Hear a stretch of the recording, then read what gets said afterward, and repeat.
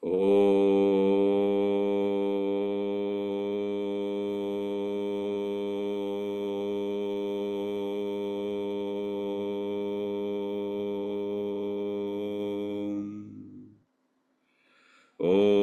Bhadram Karne Vishrunuyama Devaha Bhadram Pashye Makshabhirya Jatraha Sthairangais Tushtuvagum Sastanubihi Vyashema Devahitan Yadayuhu. Om Shanti Shanti Shanti. Om, O gods, may we hear with our ears what is auspicious. O ye otherworld ones, may we see with our eyes what is auspicious. May we sing praises to ye and enjoy with strong limbs and body the life allotted to us by the gods. Om, peace, peace, peace. Are you finding your spiritual life interesting?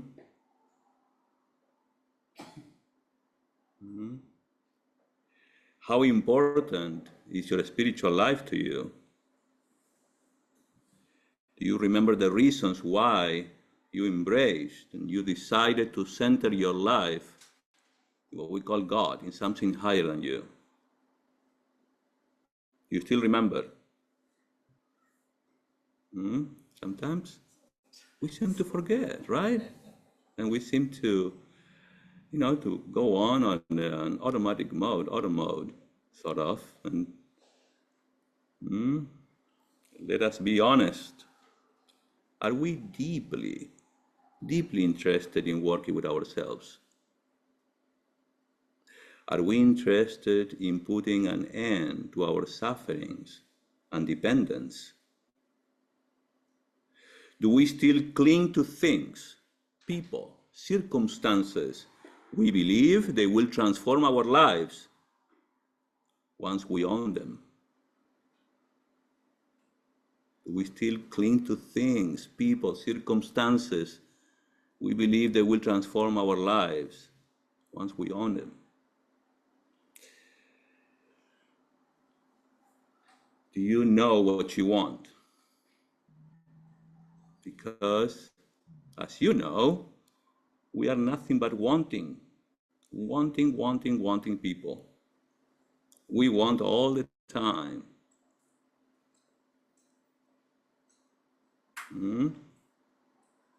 If we do, are we looking for it in the right place? That's the question. If you do know what you're looking for, and by now I've seen your faces a couple of times. You're staunch and committed Vedantins. What are you looking for in life? To experience at least some peace. And the peace only comes when we are fulfilled, when we feel complete. When we do not, we keep looking for it. According to Vedanta, the wrong places. Superimposing ideas upon things that never last.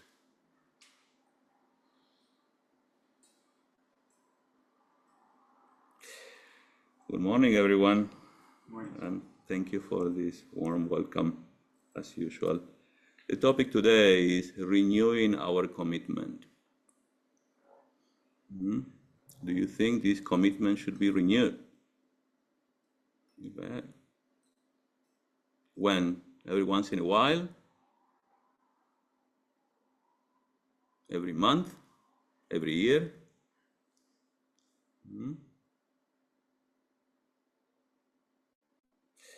Our commitment to what, I wonder?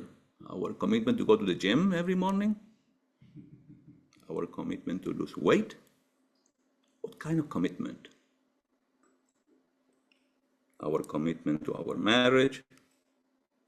What is, I ask you again, the most important commitment we have to be aware of in our lives?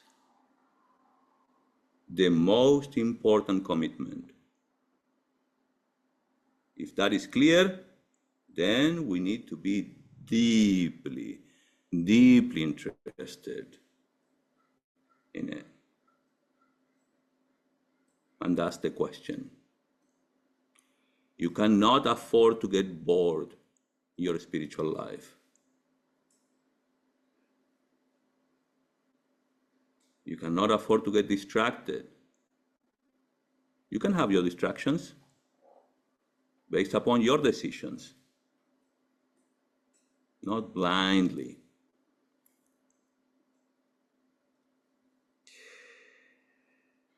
We need to be interested in the most important relationship we have in our lives. All relationships are important, don't get me wrong, but there is one in particular which is essential. And in Vedanta, this needs to be understood. You cannot complain. What was the name of the song? No one but. Indeed. No one to blame but me. Where is my mind? We need to ask ourselves again and again. We need to make efforts to connect with it, with this commitment, with all our might. And that only comes with understanding. Now, our scriptures are filled with knowledge, exquisite, and is such a source of inspiration. We need to come back to it so that we are reminded of what's important in our lives.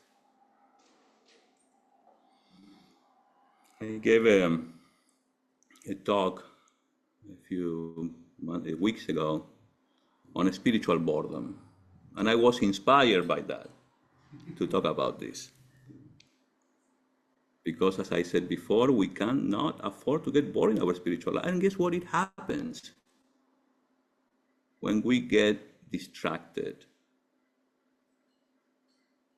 when we lose momentum in our spiritual practice. When suddenly you try to meditate, you're trying too hard, you know. It's like, what time is it? I have things to do. I should go now. Enough with my meditation. Did you try enough? Did you know that it takes minimum 45 minutes sitting still, observing your mind to fall, luckily, in some kind of meditation? Observing the distractions that come to your mind screen, it takes 45 minutes minimum. After that, if you get lucky, you can die. You can have a nice deep. There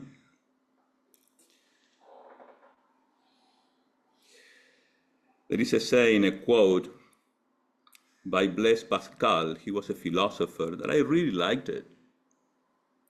He says, all of humanity's problems stem from man's inability to sit quietly in a room alone.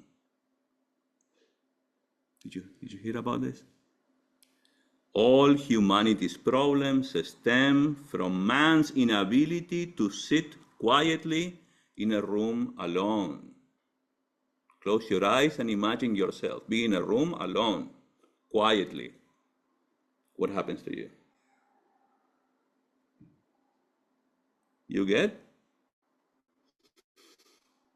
It's like a punishment. Can you? That is the test. we need to pay attention to. Are we able to sit with ourselves quietly, content, without the need to be distracted, without wanting anything else but that, to be with ourselves? That is extremely important in our spiritual life.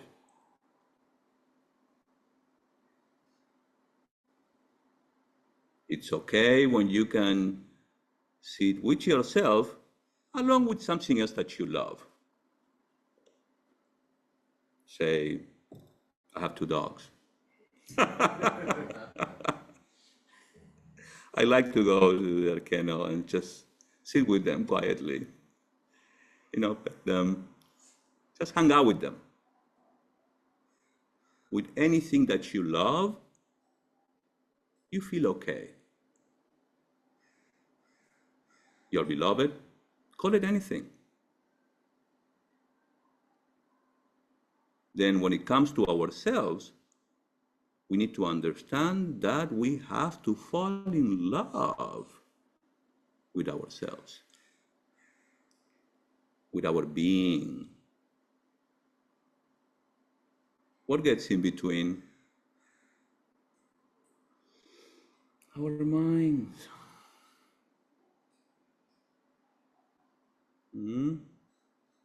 What is the mind? A constant, uninterrupted flow of thoughts, constantly changing, one thought leading to another. What happens to you? You observe your mind, and boom, there you go. You jump on that horse and you start galloping. And the horse does whatever it wants with you. If you don't get hold of the reins, the horse will take you here and there, dangerous places.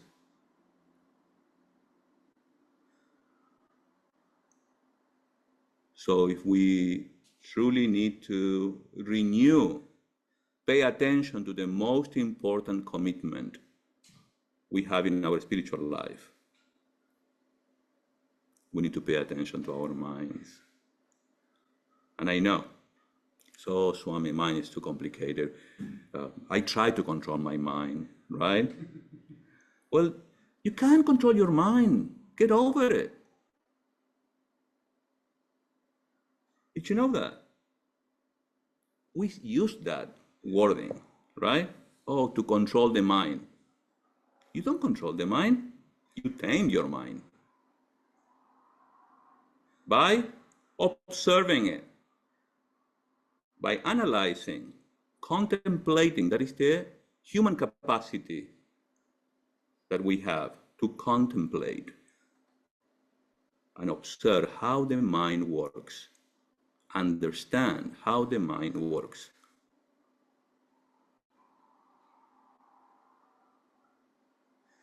In a spiritual life, we are introduced to the idea of God, mostly through a dualistic approach, bhakti, devotion. We relate to a God, we feel good, and our life, hopefully, goes around that center of God.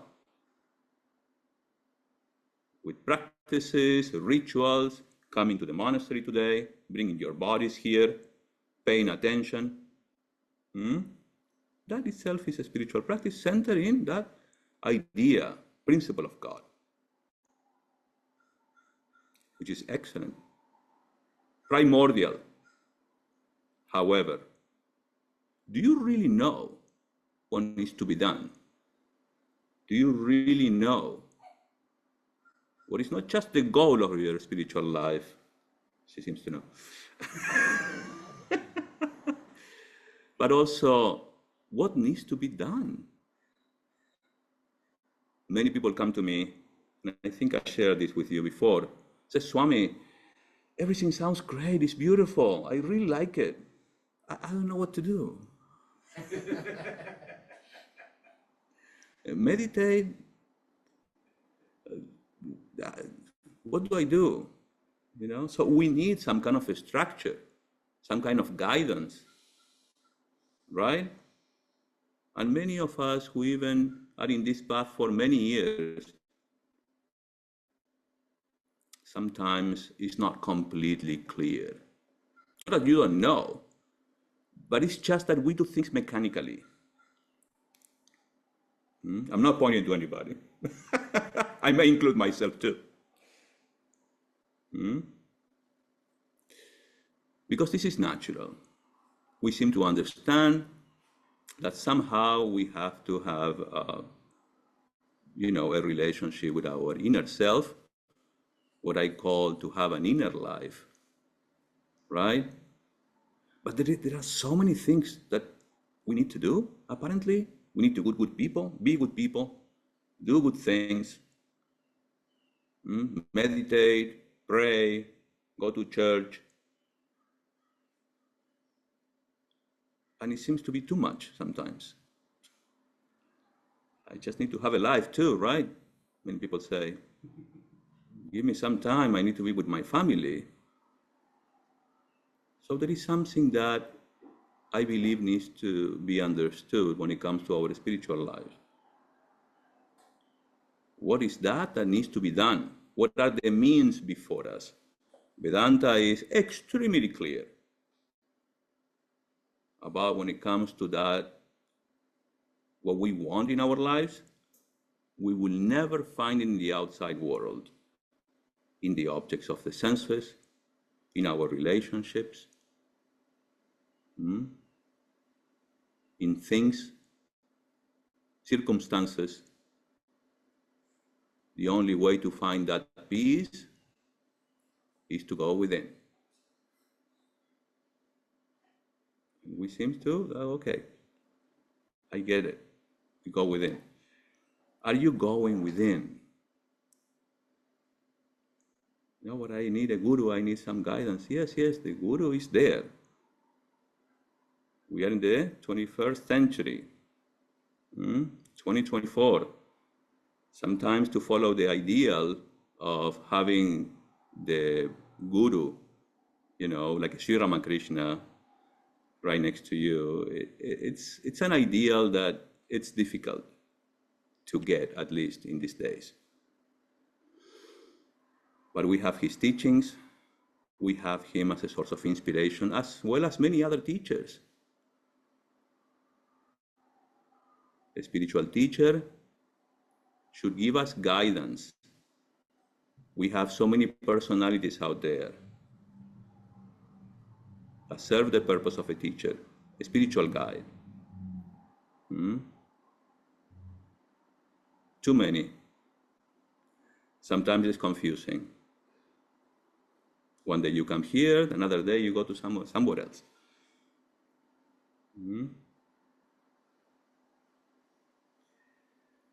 What's important is, yes, we need guidance. We need a teacher, particularly in Vedanta. Vedanta is very strict when it comes to the guru, the teacher, the Vedantic teacher, who will show us the meaning of the scriptures, who will give us the knowledge, give us the direction. But once we have the direction, it's on us. Nobody can do that job. It's exercising, it's working out every day until it becomes natural, your second nature. You don't need to make efforts anymore to think of God. You don't need to make efforts to remember what's the purpose of life, to remember that you won't find peace in sense pleasures.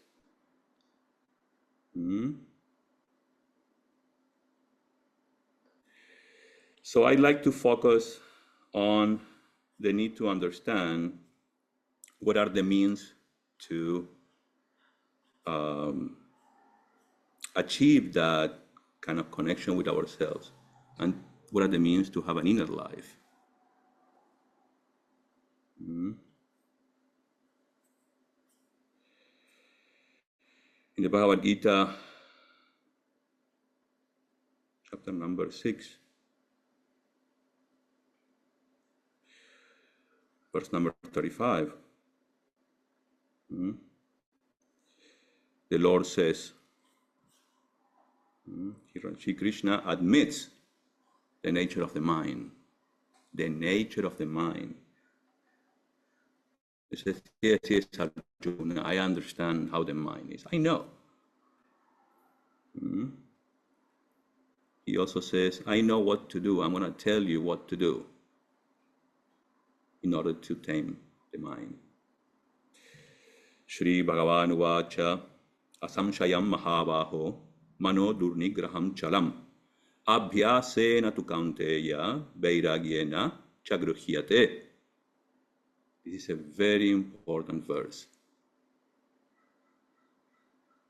Krishna, in a capsule kind of format, discloses what is the essential practice in our spiritual life. No doubt, Almighty Arm, Arjuna, the mind is restless. Arjuna was complaining, but the mind is so difficult to control. Krishna, how can I practice your yoga? Krishna says, the mind is restless, agitated, and difficult to control, difficult to master. But Arjuna, it is mastered by constant practice. Abhyasa. Constant practice.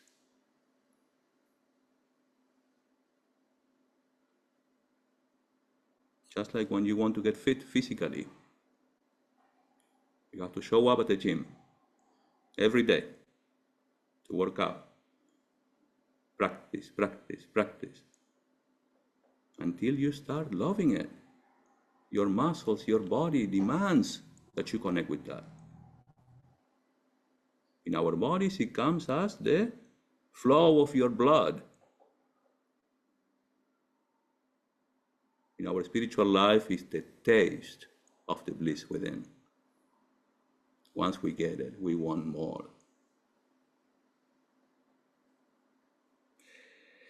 The nature of the mind is agitation. In Sanskrit is chanchalam, restless, because indeed the mind is very difficult to control. Don't try to get rid of the agitation thinking that it's something you can solve. You have to accept it. We all have to accept that the mind is like that. Is agitation itself. Nothing to do. Acceptance. We all know when it comes to our lives, there are certain things that are out of our control. What do? We accept and we surrender, offer it to something higher than us. That's the practice, right? Same thing here. We accept that the mind is restless, that there is constant agitation, one thought leading to another. Now, when I say we surrender, we have a relationship with something higher than us, we regain the strength because you have a source where you can pour yourself to or into. You can trust.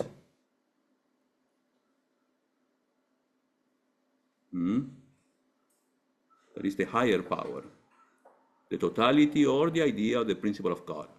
I trust you. And in you, I find the strength to go on. When it comes to our mind, we need to accept that the mind is constantly changing, that it's in a state of flux, and we need the strength to pay attention to it. We need to have the strength to observe where the mind is. And as a result, where are we?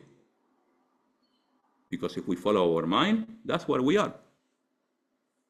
People say, I don't know how to meditate, Swami. Yeah, you know. You know very well when you go obsess with one single thought. Obsess. You constantly come back to that object of your thought. That's meditation. What happens? We become what we meditate upon. We become all the problems, the anxiety, In Vedantic meditation, we need to choose the right object. And if we are to become something,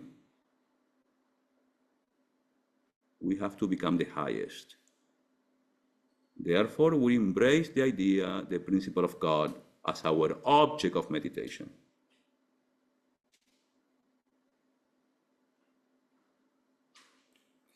The mind is in a constant state of flux.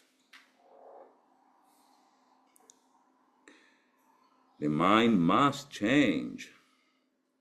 It must change to perceive things moving. The mind has its own rules and logic. You may not be aware, but the mind never misses a thing. Just entertain one thought, and you being identified with it, that's it. The mind will throw it back to you at any time, any moment. And you will say, what was that? Where did it come from? Where did that come from? It happens to us all the time. All that was needed just to identify ourselves with that thought.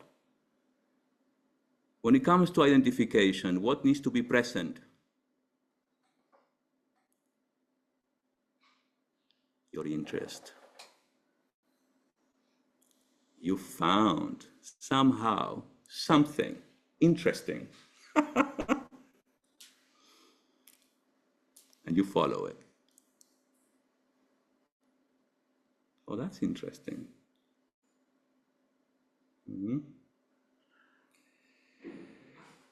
Sometimes, in the midst of our meditation, all of a sudden we find ourselves thinking about pizza, for example. So, oh, yeah, it's delicious, but why am I thinking about this? It's not even noontime.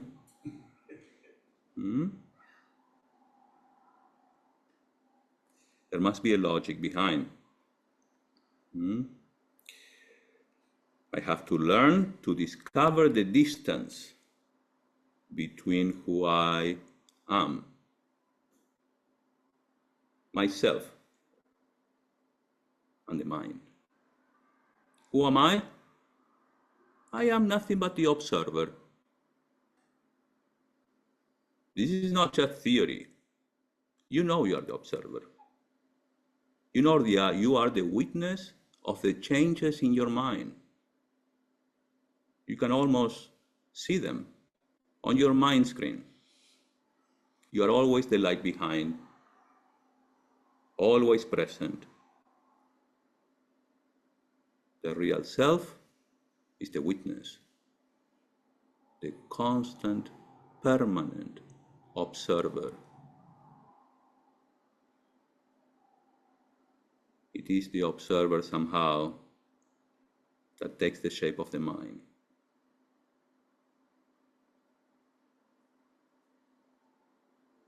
Why? Because we want to find something that is missing.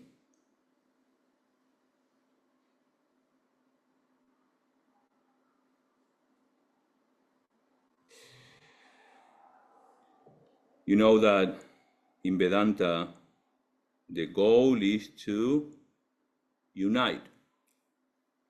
Understand that the jiva, the embodied being, is one and the same in nature, in Swarupa, with that of Brahman. Now, Brahman is defined as Sat Chit Ananda, which means that Vedanta is telling me that I am Sat Chit Ananda. That's theory. Now we have to take that, put that into practice, discover it. And the way I like to put it is accept it. Accept. Now, Sat means existence. Do you exist? You do. Why? Because you're aware of it. Chit. Sat, Chit. You exist. And when it comes to existence, it goes hand by hand with awareness, consciousness. I am aware that I exist. And that makes us conscious beings. Amazing. Now, Brahman is also defined as Ananda. Sat, Chit, Ananda. Existence, awareness, consciousness, and bliss. Because we are embodied beings, we take the shape of this body and our minds, and we take it to be ourselves. Naturally, we experience the world through our senses. We go out there desperately looking for something that is already our own nature. How do you know? Check out your desires. Anything you want, you desire desperately. I want. Okay, here it is.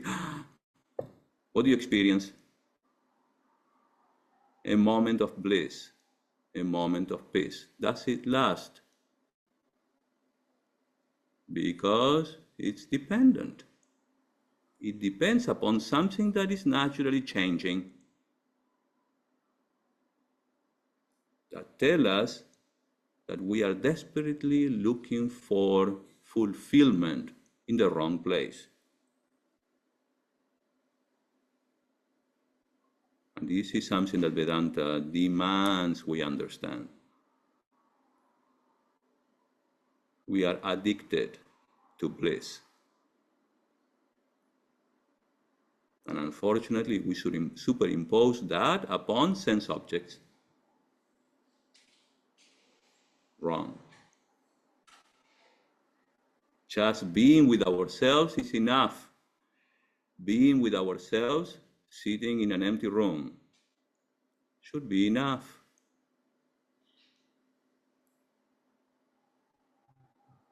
Tell yourself, everything I'm looking for is already with me, here and now. But I understand. We are not used to it. But first things first, we need to accept it. Because this is the teaching of the teachers. And it's there. It's been brought by Swami Vivekananda to the West in a very clear and practical language. It's in the Upanishads. It belongs to nobody or everybody.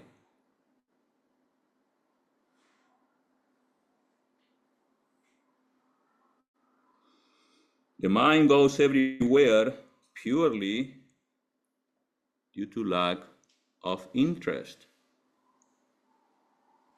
I want this, no, not that. I want that, no, not that. Something else, something else. When we find something that interests us, we manage to quiet the mind. See, it's nature. It's not difficult. We just need to give the mind something that we truly, genuinely find interesting. What are you interested in your life? I shouldn't blame anybody but myself. You should be deeply interested in your spiritual pursuit, deeply interested in your own nature, deeply interested in having a communion with God, not just tomorrow when I go to heaven, here and now.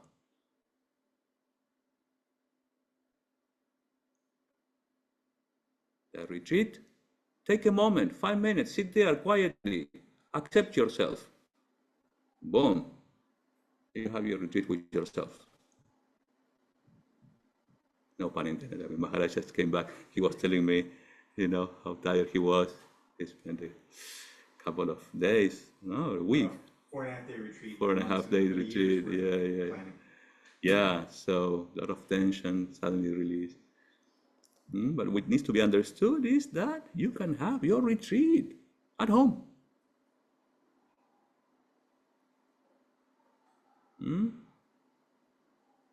The nature of the mind is to go everywhere whenever it finds interest or something more interesting.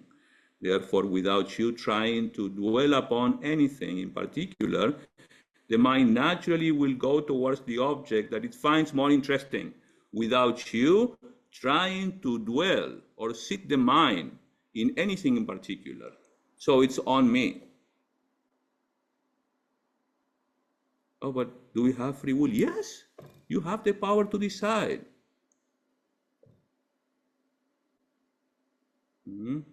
But that is complicated, Swami. I understand. But the truth is the truth. We need to at least accept this. The means, well, I'm more of a bhakta, Swami, I'd rather pray to God. Fine. But you need to decide. You need to make a decision to give the mind something of your interest. Otherwise, the mind will do whatever it wants with you. That's the effort that we need to make to center our attention in something higher than us, we call God. God is nothing but a symbol. God is nothing but an idea created by us, but embodies the principles of the highest thought we can conceive with our human mind, intellect, the highest. Who is the engineer behind all this? Seriously, look at your bodies. It's perfect. All these organs working together with the pump, letting the blood go everywhere. It's amazing. Who is behind this mic? There was a mind. There was an engineer. We cannot deny that there is something higher than us, who is responsible for all these laws. We have to accept that we call God is real. Is real.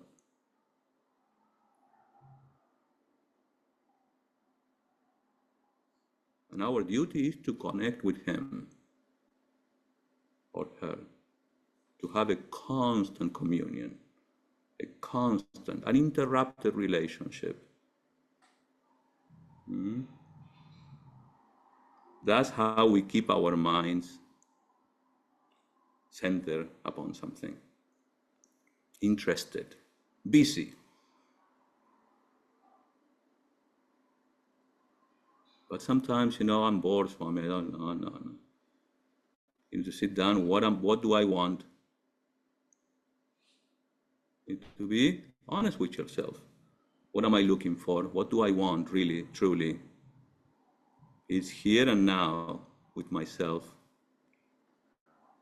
But I'm restless. Fine. Pray, read, get inspired.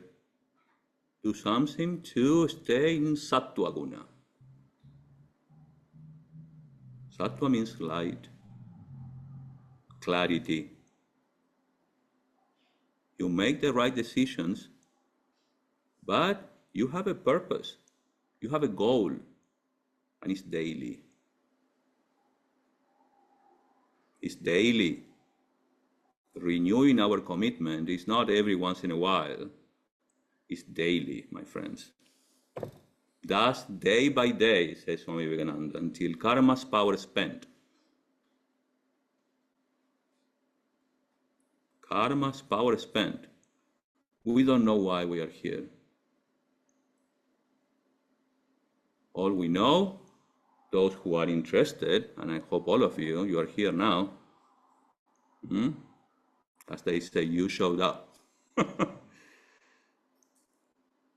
is that we have the means, we have the knowledge, we have the capacity to understand and process that knowledge, and we have the means to free ourselves. In the meantime, until karma's power spends, now that we are here, there is nothing to do. We are in these bodies.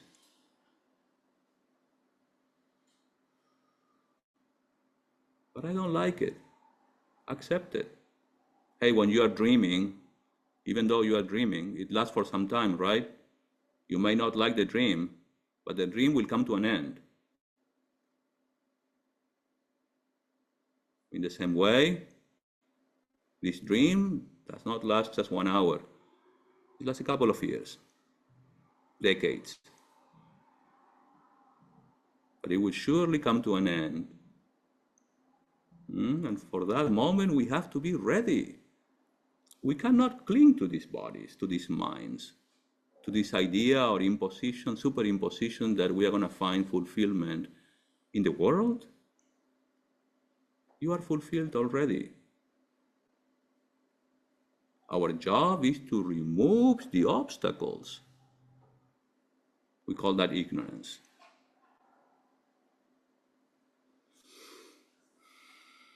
So, I talk too much. I only have 10 minutes. Abhyasa. Practice, practice, practice. What practice? You know the practice. The practice that will keep you inspired. Get full of something that is the highest. That is the principle of God.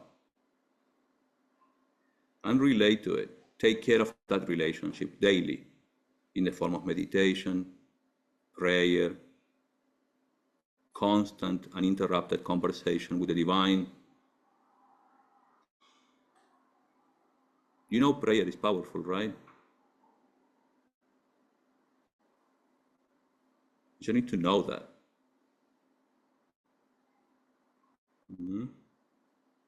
Being grateful.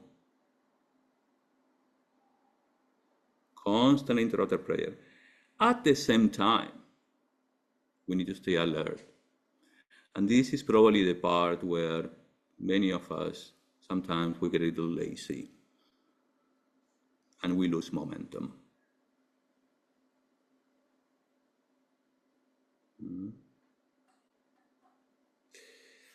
Abhyasa and Vairagya. These words, they should be by now common in our vocabulary. Vairagya is a tough word. The translation is dispassion. Sometimes it carries that heavy load of renunciation. Yeah, it's true, but let's try to understand. Dispassion to what? To our source of interest. We are naturally interested in two things. Did you know that? Number one is the objects of our love. Everything we fall in love with. Oh, I want that. It's beautiful. Can you buy it for me? Or I should buy it for myself. I will work hard. This will make me happy.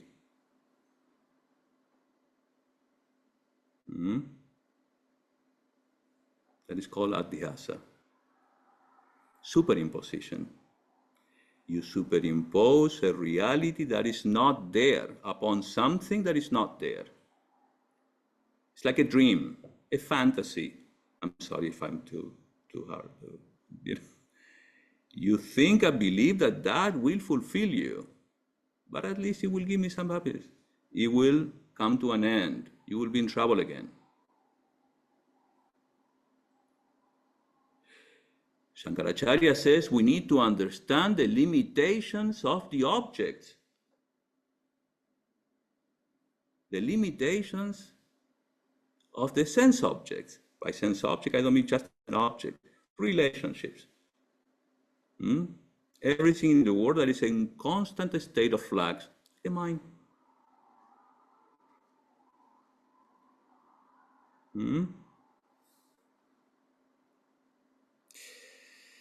Circumstances.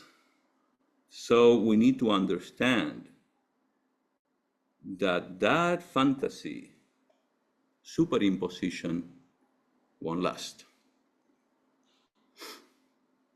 It was good, yes, it's fine. But what happens to us? We want more. Or once we get bored with something, we want something else. We need to replace something for something else. And so it goes.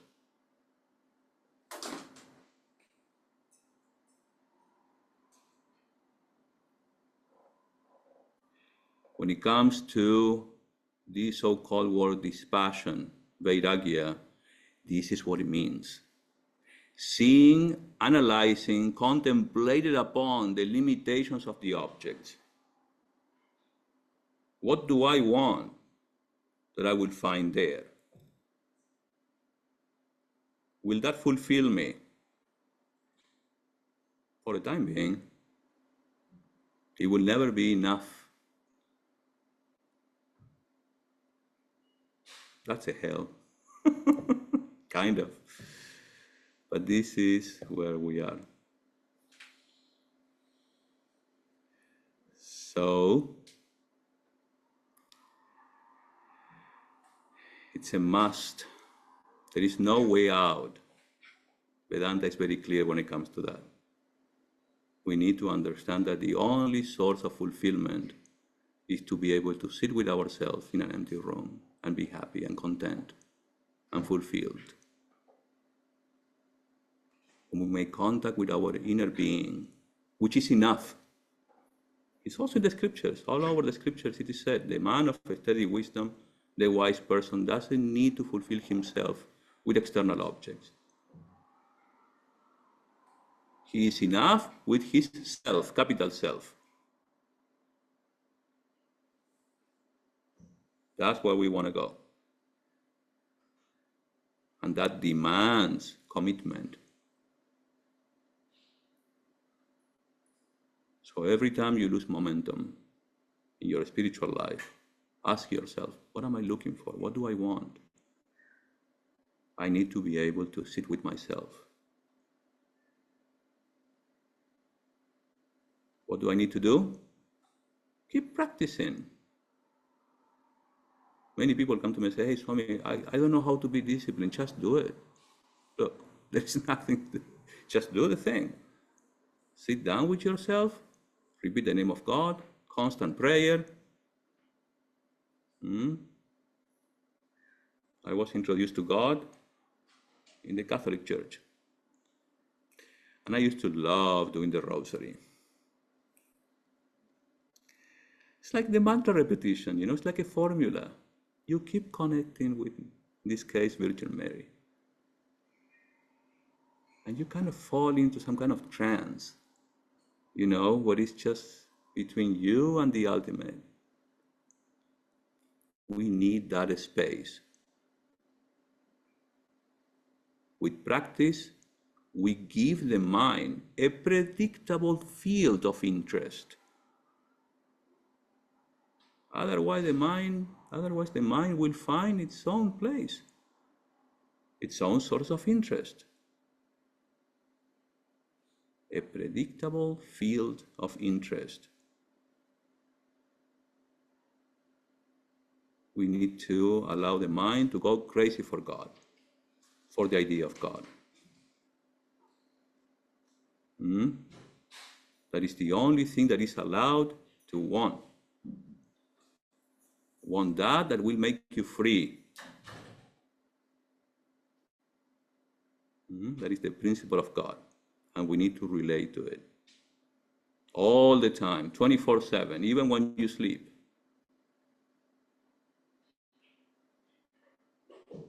And all of a sudden, if you find yourself like, oh, I'm tired to sit and meditate, go for a walk, take charge, but stay connected. The goal is to remember and be in constant communion with my higher self. You can meditate while walking, but you have to stay present.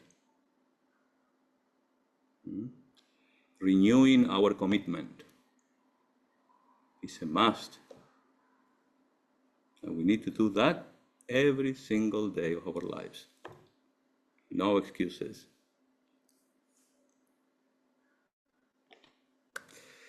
Thank you. I will stop here. There are so many things that I want to say, but there is no time. Do you have any questions? Anybody have any questions for Swami? Yes. How do we stay connected in our sleep? Before offering yourself to that so-called sleep, you have to pray. I always recommend, first thing you do when you wake up, think of God. Think of, why are you here? What is the goal of my life? And then the idea of God will come to you. Think of your beloved. And the last thing you do before offering yourself to sleep is remember the Lord. Same practice. You may say, well, I can't meditate, I'm tired. It doesn't take much time. If you can sit down in the beginning to create that habit, sit down for 15 minutes. It's nothing, 15 minutes. And pray, offer yourself.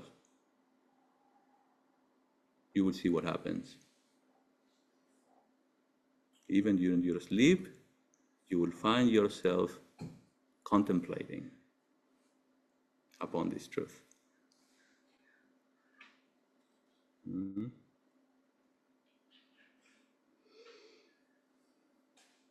So, yes, sweet, I know.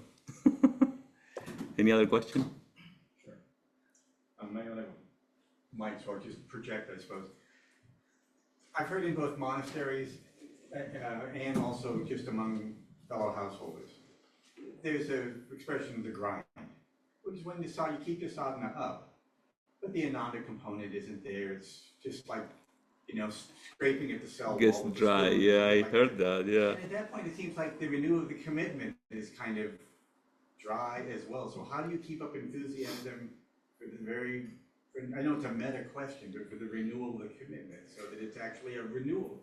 That's the reason why I brought this up. That's the reason why this is essential to understand. What is our nature and what is the nature of God? What is that we are missing? What is that we want? We need to remember that we are trying to find fulfillment in the wrong place. That at this point of our lives, we are addicted. We have so many wrong habits. To stay connected with the commitment, you need to remember that, because you cannot blame anybody but yourself. So you need to come back to this knowledge, a scriptural knowledge. I should be able to be with myself in a quiet place, in a room, just by myself, and be still and content. Observe my mind. If you can't do that, practice and vairagya, dispassion. Constant practice. Give your mind a field of interest, a source of interest. You have to be deeply interested in a spiritual life. This is the most important thing you have. The most important commitment.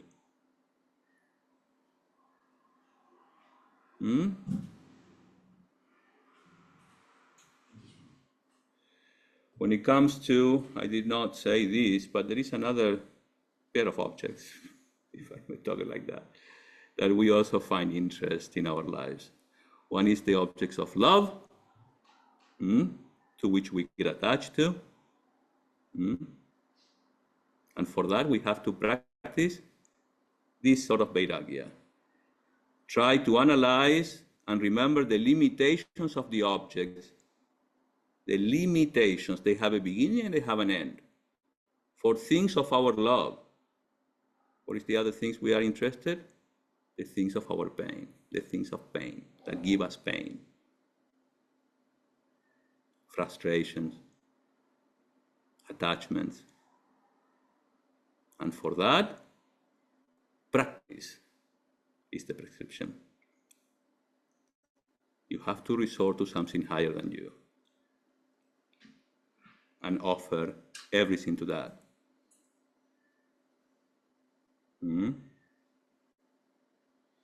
Cannot be afraid. He who has God has everything. Saint Teresa said that. God is enough.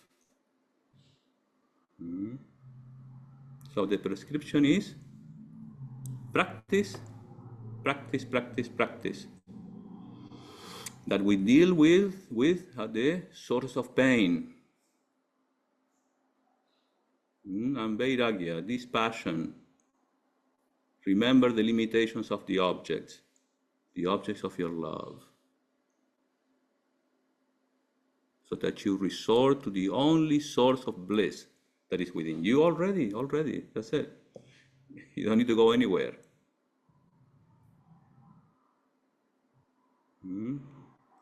So we need to find that space within. We need to find the taste, the interest. You got it? With our online question here. Mm-hmm.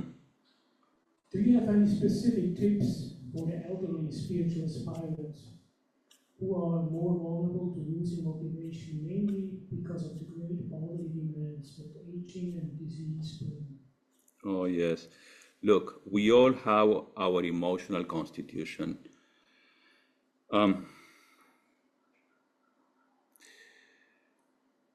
Vivekananda says, if I have to summarize in one word the message of the Upanishad, he said, I can only find one word, strength. Strength, strength, strength, and strength, he said.